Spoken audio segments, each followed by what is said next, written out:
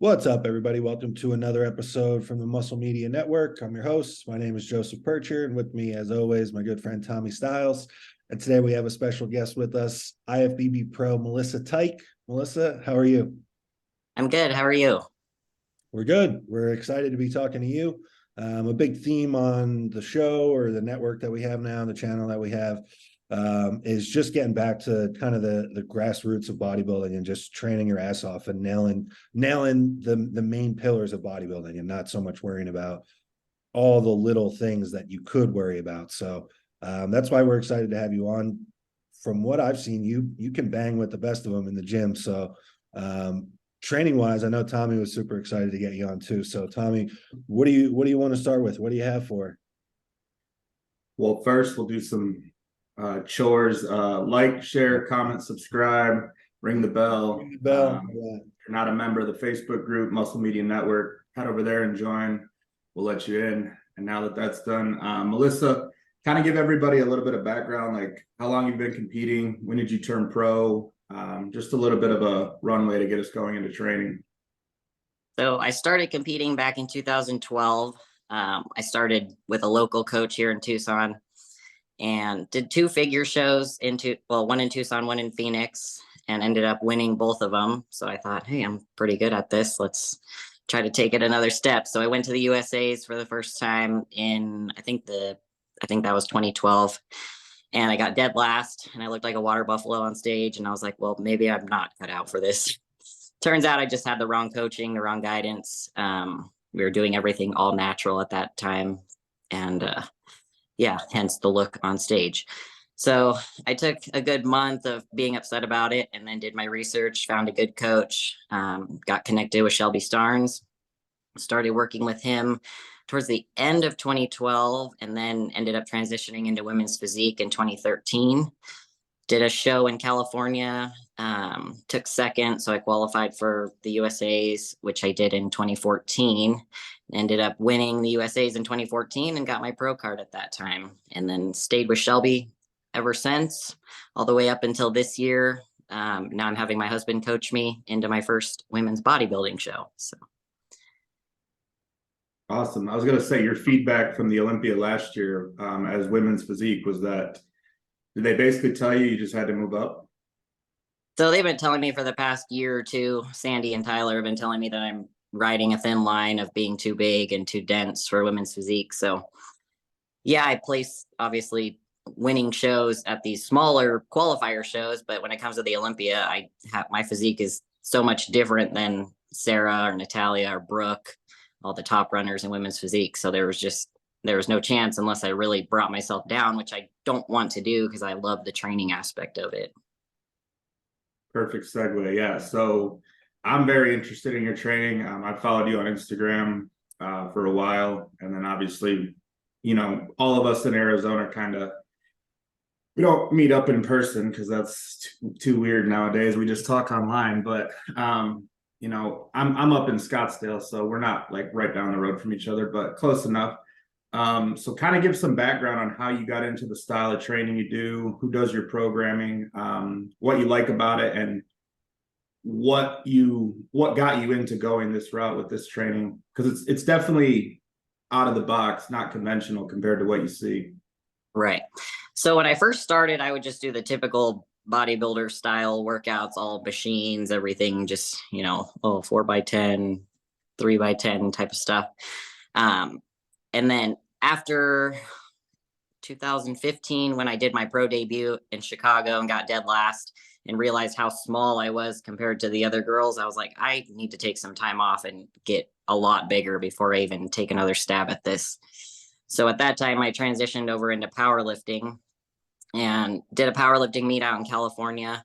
And that's where I met Susan Salazar, who is my programming coach. Got in contact with her as soon as I got back from California, and then she started programming me ever since. So I've been with her since 2017, and this is kind of her style, power building. So we do obviously the heavy movements first, followed by the hypertrophy training afterward. And I love it. So I still love powerlifting, and I also want to bodybuild. So it's a combination of both, and that's what I've done ever since. So run me through like a typical session. Like, what are you doing today, for example? So today I have bench and back, so chest and back. I'll work up to a 1 rep max with a slingshot on my bench, and then just do a drop set at 70% for a 3x3, followed by hypertrophy back. So most of my sets are like 5x15 to 20. And of course, I push the last 2 sets to almost a failure on that 15th or 20th rep. And I generally have probably 6 to 8 accessory movements. So I spend a good 2-3 hours training every day, which most would say is overtraining, but I've done it my whole career and I recover from it. So that's what works for me. It may not work for everybody, but.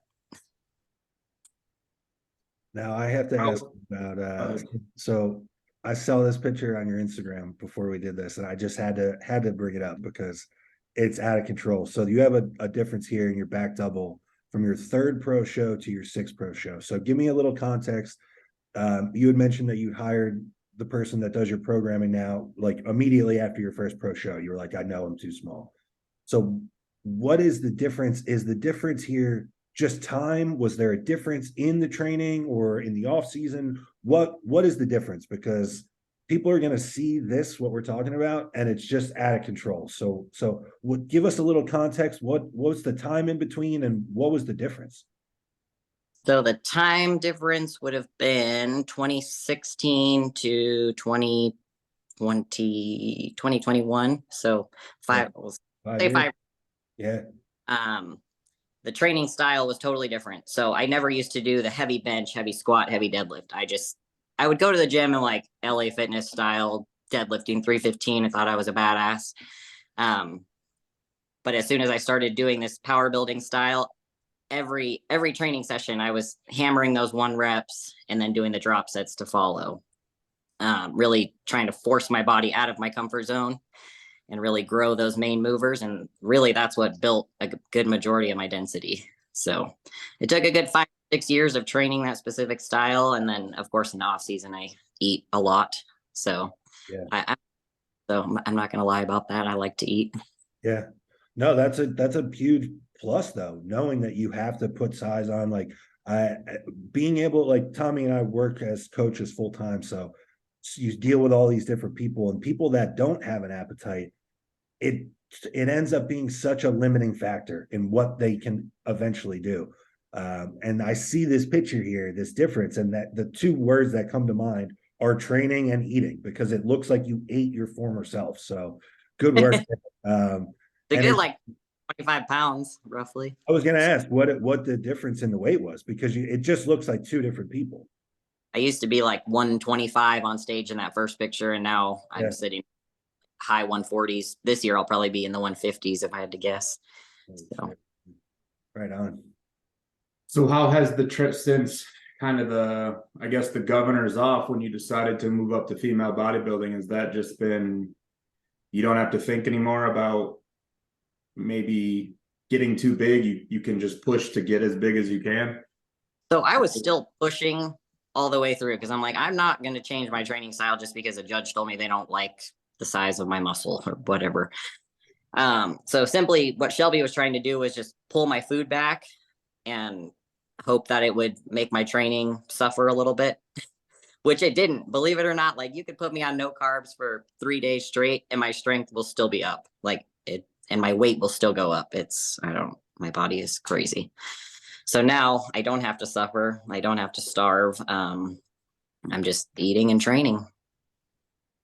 Yeah, I do remember I just remember a story that sticks out in your Olympia prep to me as I was, scrolling through, and you were doing some crazy banded 5x5 on the squats, and you just said that you love to train. Now talk about that, like, because I think a lot of females maybe getting into competing, or who are already in competing but kind of don't know their way, they really underestimate like how fucking hard you need to be training to put on the muscle you have, or just be in any division, really. I mean, building muscle is the same, whether it's bikini or all the way up to women's bodybuilding. It still requires, all out effort every time you step in the gym. So is there a message you kind of want to send to females who might not really understand that?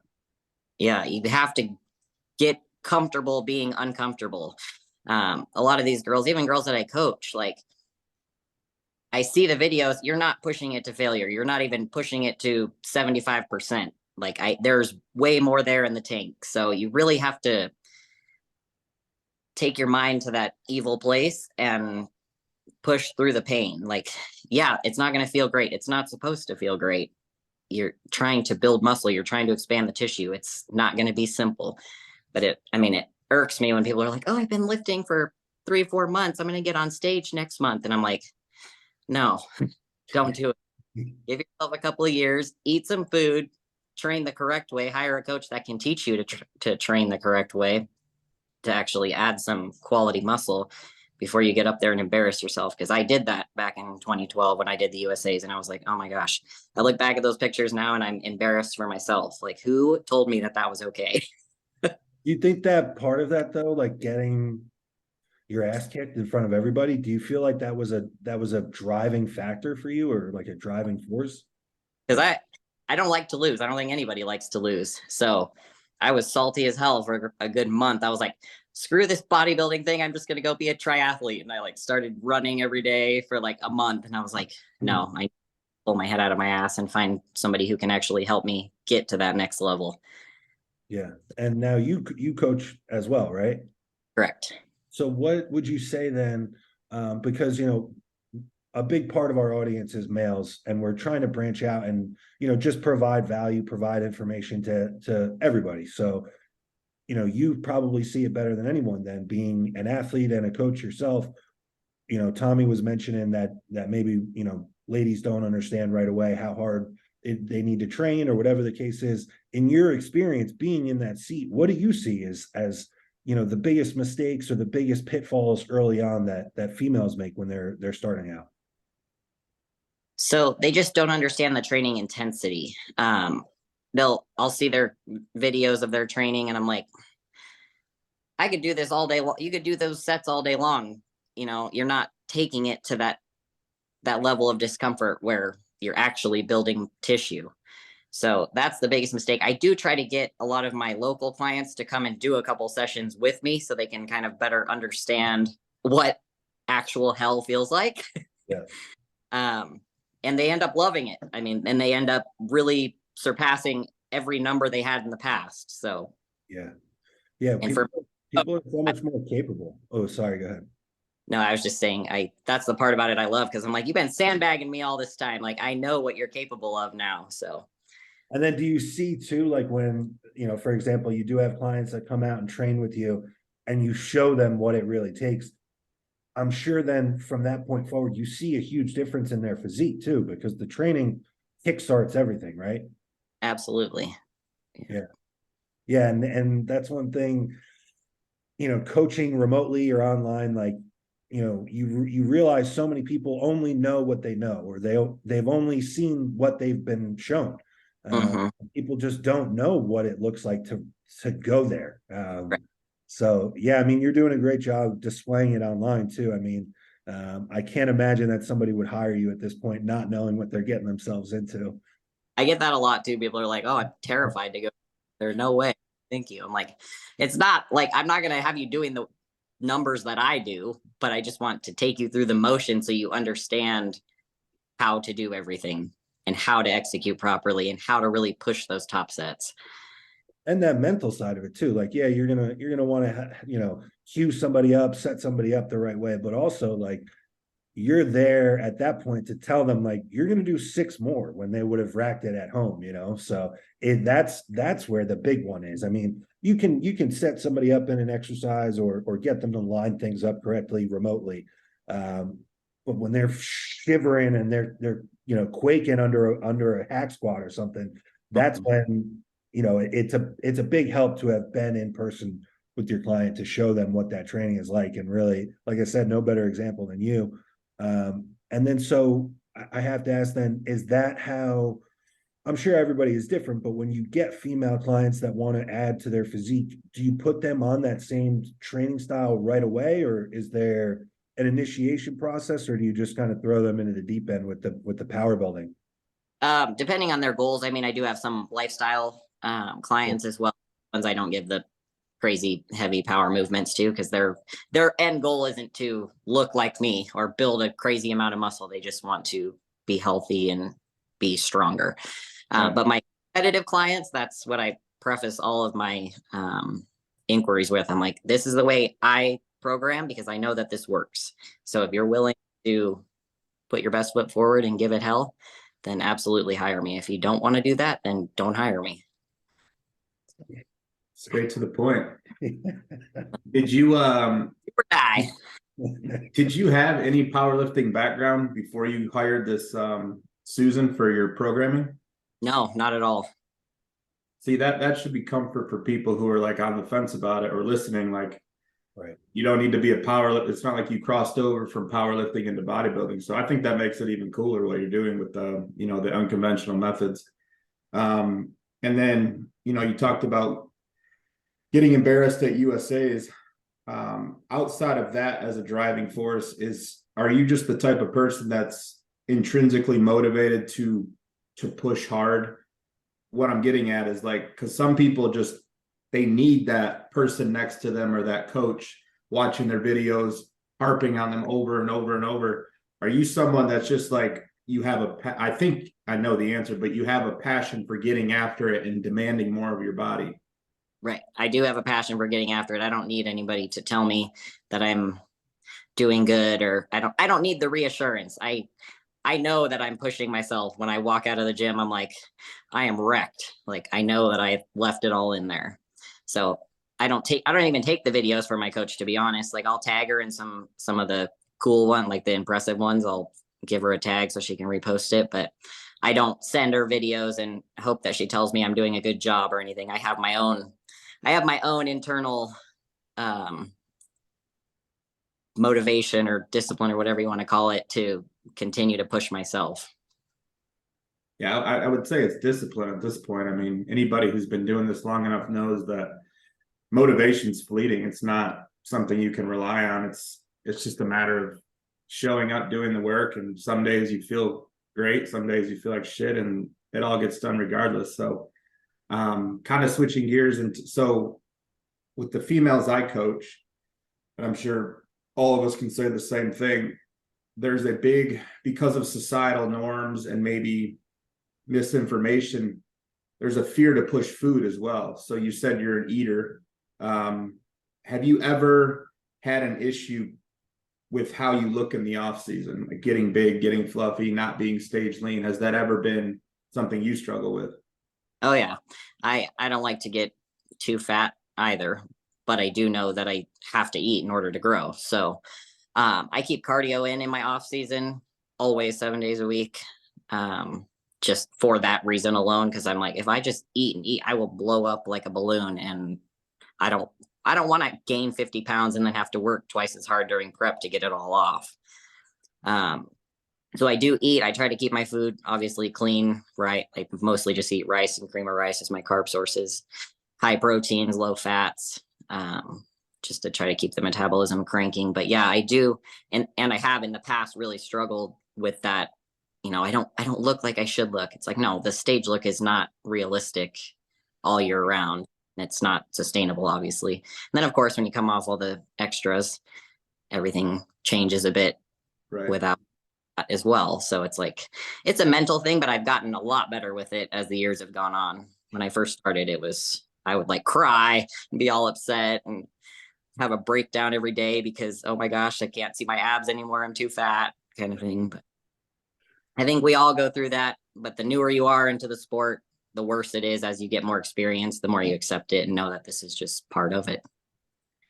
Is that something that, so like when you know, help a female client, maybe she's earlier in her journey, like that beginning spot that you mentioned that you were dealing with it too. How do you try to talk them through that? What have you found helps stick with the client of, you know, this is okay, or this is working towards something bigger? Is it difficult to get your clients to buy in? Do you feel like in that situation?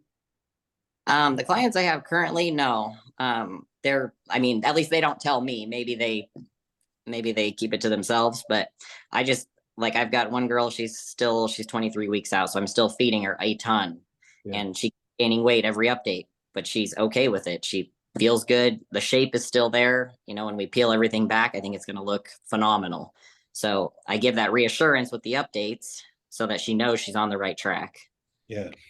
And can I ask, when you made that big jump, I mean, it was over 5 years, so it wasn't like it was one off season, but did you have to reach like a peak weight or a peak level of being uncomfortable? Because that difference and like that level of muscularity you bring, you're not getting to that by having like, you know, eating like a bird in the off season. So, you know, I'm kind of getting at like, what is that peak off season look for you or feel for you? And then what is the different, how much are you having to pull off at this point to get ready? Because I mean, like in your photos now, I guess that was about 2 weeks ago, but like, you're not that far off from being ready. So what is, how high do you get in the off season?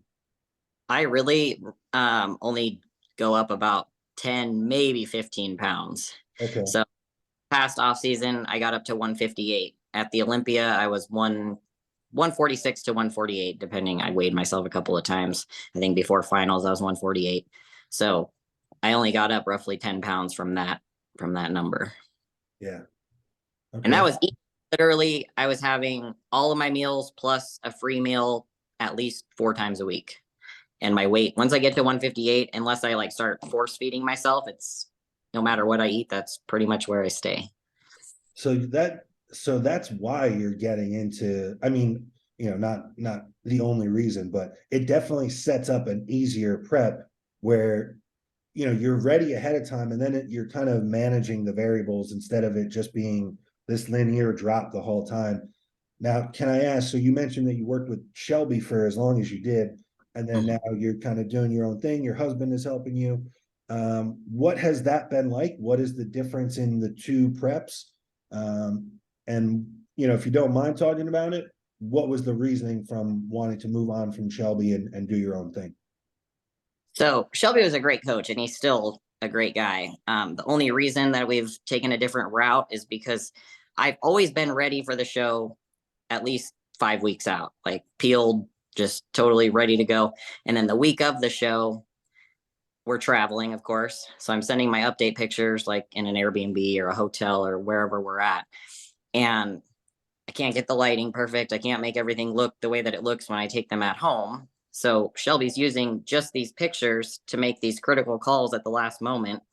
So 2 Olympias in a row, I've taken Diazide and ruined my entire look because I didn't have any water to lose. So I just completely flattened out. And then we didn't carb load. I mean, I had like 4 ounces of rice. Like for me, that's like, may as well just spit in the wind. Like it's nothing. I need like probably 12 ounces of rice to even touch me. Yeah.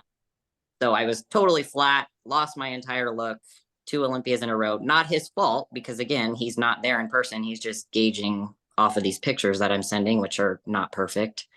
So, and my husband and I look at me and we're like, yeah, no, we shouldn't have done that. So we know, and I think by having him there with me and my husband and looking at me in person, we can just make better calls and hopefully not ruin the look. But that was the only reason for the change in coaching. But as far as this prep goes, we're still just under 12 weeks out. So not a whole lot has been different thus far. I still have all my carbs in. I think I have 1 meal without carbs, but the hope is to just keep me fuller.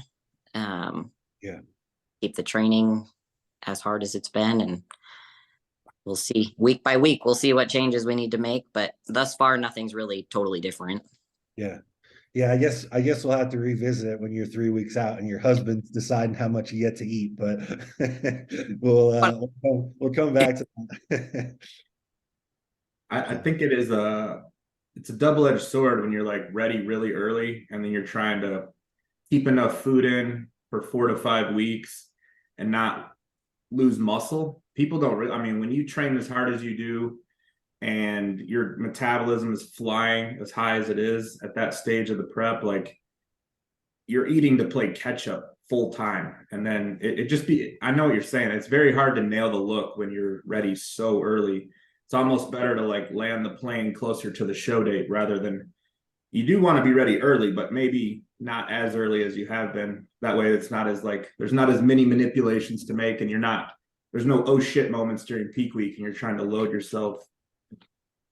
So I think, having your husband there to have an eye on you too is, it's peace of mind. It'll be a cool experience for you guys too. Like I know a couple other couples that have done that, and some of them it winds up being a little chaotic, but I think in a situation like this is your husband. You guys have both been, he knows you've been doing this for a long time. He's lived through all these preps with you. In a situation like this, it probably does bring like a level of peace of mind, like Tommy said, because that there's got to be like a level of conviction behind what you're doing, because every call, it's coming from somebody that's seeing you in person. Which Same is thing. Yeah. I'll send update pictures twice a week with the full template filled out, and then I just said very cool. eyes, and we kind of keep that separate from our actual relationship. That way there's no problems there. Cool. I was going to ask, actually, I worked with and under John Jewett for a long time, and he coaches his wife, Renee. And that's exactly how they do it. She would send her check-in the same way that she would as if she was working with somebody remotely. And then, he's up in his office separately and looks at it like she's just an online client. And then he makes a decision. I give you guys all the credit in the world, because I've seen some other situations where it ends up pretty bad. But like I said, it's usually people that are younger or not super experienced in this. Now with the training, as you get deeper into prep, like Tommy had mentioned that you're still doing like some of these big lifts. Is there any point in the prep, or maybe not even timeline, but like from a body fat or feedback perspective, where you start to pull back on some of the big power building movements? Not really. I push it till the very end.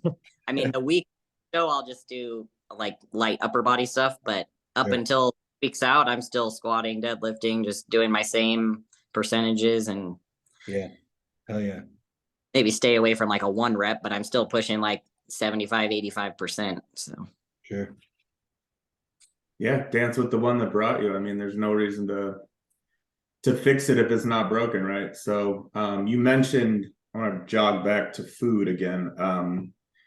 You mentioned almost having to be to the point of force feeding as how much. So have you ever had to be in a position where you have to force feed to get any of the muscle you have? Because I know on the male side of it, anybody who's, pushed body weight high enough in bodybuilding as a male, we all know what force feeding's like. It's like a rite of passage, but there's not a lot of females who either force feed or don't talk about it. So have you ever had to, like, you were in a situation where you didn't want to eat, you were force feeding because you were at that point of the off season where you still had to, it wasn't time to like pull back? Fortunately, I've never been there yet. I do foresee that in the future, though, now that I've moved up divisions, and of course, everybody's just getting bigger and bigger and bigger. So I'm sure next off season we'll get to that point, but I haven't had just yet. Now, give us an idea. What is off season food look like for you? So I still keep it clean. Chicken rice, lean beef rice, eggs, cream of rice. Totals though, like how many carbs? I don't need your exact diet plan, but just give us an idea. Carb wise, probably 500 to 600 grams a day. Wow, okay. I eat a lot of rice. Yeah, that's got to fuel all that training. Yeah, I eat a lot of rice. I keep the fats pretty low though, like probably, and even in the off season, like less than 50 grams a day, maybe 40. And is that something, do you move your food up and down, or is there a difference between your training days, your rest days? No, I keep everything the same. All the same, okay. I'm hungrier on my rest days. Really? I know some, like when I'm just at home, I'm like, oh my gosh, I could eat everything. And that's even in the off season. You're just ready to go all the time. See, that's a blessing. You're meant to put on a lot of muscle. Like my training days, I don't know if it's because my mind's occupied because I'm training, but I don't have the desire to want to eat every second. But when I'm home on my rest days, I'm like, gosh, I could eat every hour. So I have to find things to do to keep myself busy so I don't think about it. Man, that's so not at least. And now, is that just a killer for you in contest prep though? Like, do you spend a majority of your contest prep just starving? Um, Towards the end, yes. Yeah. Right now, not so much. Okay. But that last month or so, when the carbs start dialing back, and it's mainly just protein and vegetables, those Yeah. are rough. Those days, Yeah. eat every hour if I could. Yeah. Is there you mentioned doing cardio 7 days a week. Do you regulate your cardio in prep? Do you still keep it at 7 days a week, or do you actually taper it back because of how hard you're able to train? And once you're lean enough, is cardio something you can kind of lower? I pretty much keep it 7 days a week, 45 minutes a day, all the way through. I do the stair climber. I have all this stuff in my garage at home, so I don't have to travel anywhere to do it. But it's kind of just part of my routine at this point. Like, I get up in the morning, I have my coffee, and go out to the garage and do my cardio. If I don't do it, I feel like I didn't brush my teeth or something. Like I missed a crucial part of the day. Yeah. That's So bodybuilding, these weird little yeah. quirks and routines we have that we can't break. So And growing up too, my mom was the same way. Like every morning she'd get up before work and get on her elliptical for 45 minutes or whatever it was. So I think just growing up and seeing that routine just kind of helped also. So And what was your mother do? Was she just trying to stay in shape, or nothing crazy. Just do her cardio and her little ab video every morning and go to work. Cool. nice. So you mentioned 12 weeks out? Yeah, just under 12 weeks from Chicago. Okay, yeah, it's Chicago. And then is there anything else planned? We're going to Tampa. I guess it really depends how I do in Chicago. If I'm competing against Christina, I know that, so that'll be a tough one. But we'll see how Chicago goes. If I need to do Tampa to still try to qualify for the O, then we'll do Tampa, but we'll be there regardless because we have my husband's Masters competitors doing her pro debut at Tampa as well. So Okay. we're going out regardless, may or may not do it. I've also requested a application for the Rising Phoenix. So I was gonna ask about that because that's just as big as the Olympia as far as prize money and the competitiveness of the show. So that's a home show for us. yeah, and it's like right down the street. So why not? Yeah. Do you have anything else, Joe? I mean, I feel like we could talk all day. No, I guess that's really everything. I mean, I did want to hear. I mean, we talked about the food, we talked about the training. I wanted to hear about that transformation and how long it was. We talked about that. I think that's everything. What about you? Anything else? Melissa, is there anything you want to is there a message as someone who trains hard, who pushes the food, who clearly has a passion for bodybuilding? Is there I guess we're all ambassadors of bodybuilding, whether we carry ourselves that way or not. Is there any message you want to be known for? Is there something you want to pass on to others? All I can say is just trust the process. If you put in the work, you will get there. It just takes time. People think it's going to happen overnight. It's not going to happen overnight. It takes years and years and years. But stay the course, trust the process, and you will get there. Right. How long was it from that last place at USA's to you winning your first pro show? Let's see. Last place at the USA's was 2012, and I won my first pro show in 2020. So 8 years. There you go.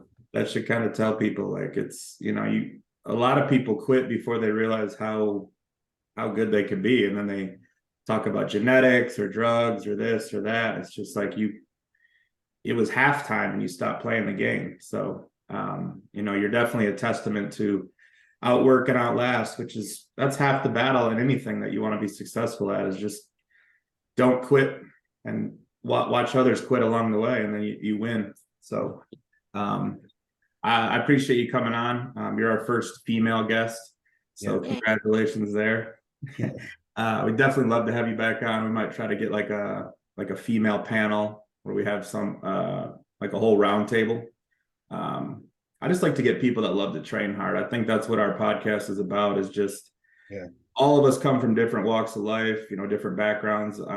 We didn't even touch on it, but I know you and your husband own gyms, right? Correct. Yeah, you own your own gyms, and then you're a nurse too. Yes.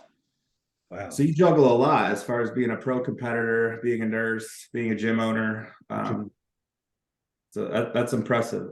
So, you know, the passion for training is just what really inspires me, is seeing other people who love training as much as I do, because I get 1 year older every year like everybody, and there's not a day that goes by that I don't get excited to go to the gym. So I think you know, you share that, Joe shares that, anybody we have on here does. So thank you for your time. Thank you for having me. Yeah, thanks for coming on, Melissa. And good luck at the shows this year. Fingers crossed, hoping to see you at the Olympia. I know Tommy and I are going to try to make a trip out and do some content if we're going to be out there. So hopefully part of that is interviewing you after you just won the Olympia. So that would be awesome. But yeah, best of luck this coming season. Thanks again for coming on. We'd love to have you back on. So for Melissa Teich, with Tommy Styles, I'm Joseph PIRCHER. This was the Muscle Media Network. And until next time, guys, we are out.